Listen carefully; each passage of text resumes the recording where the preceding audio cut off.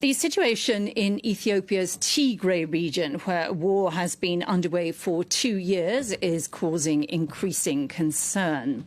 This after a recent surge in fighting between the Ethiopian government and the authorities in Ethiopia's Tigray region in the north.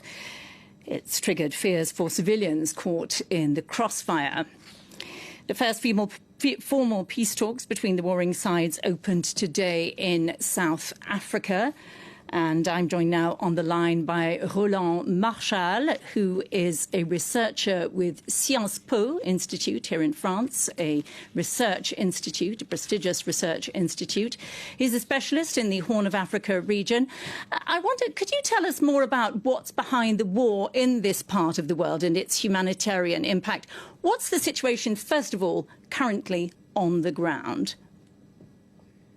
Okay, it's very difficult to provide a balanced description of the ground situation, mostly because the government in Addis Ababa doesn't allow journalists to do their work, and as well the TPLF, the Tigray administration, is willing to describe the situation in terms that are very favorable for its own rule. But what we know is humanitarian aid is absolutely needed. Basic services have been cut whenever the government in Addis Ababa had the power to do so. And so what would be expected in a reasonable discussion is first, again, humanitarian access to the whole population of Tigray, restoration of the main services like electricity, maybe banking services that will allow the population to get support from their relatives outside the country, and so on and so forth. What is going to be discussed in South Africa is certainly much less than that. And of course, there are, it's an achievement by itself that this meeting takes place, yet there are so many pending issues on the mediators, on even the delegation, the composition of the two delegations, as well as a kind of new optimism in Addis Ababa because of several victories in the recent days that make the hardliners think that why should we negotiate at a time we could win this war, despite the fact that hope to win the war has been there for the last 2 years, and as we see, Ethiopia has failed to take over the control of Tigray up to now.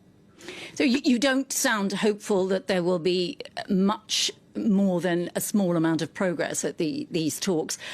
A number of countries have recently started taking a new interest in this region. I'm thinking of China, India, I gather even Korea. Can you tell us how that plays into these conflicts in the area? Okay, we have a number of new, partners. Turkey is one that is not often mentioned. Turkey investment in Ethiopia is first in Africa. We have, of course, Western states have been for a very long time the main providers of ODA, UK, European Union, USA. That's why US Special Envoy plays such a role. Moreover, Ethiopia being the headquarters of the African Union, we have as well, a mediator appointed by the African Union.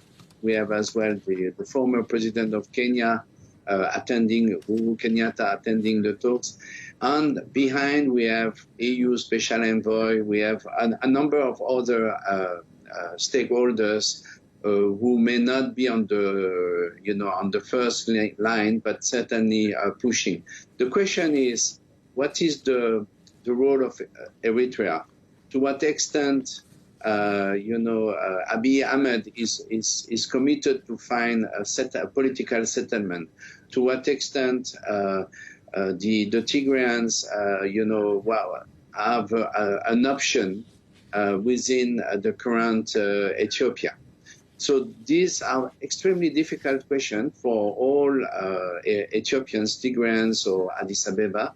And they are even more difficult for the international community because, of course, you could have spoilers who may convince one part or the other to play the hard line, hoping that the outcome will be better for them.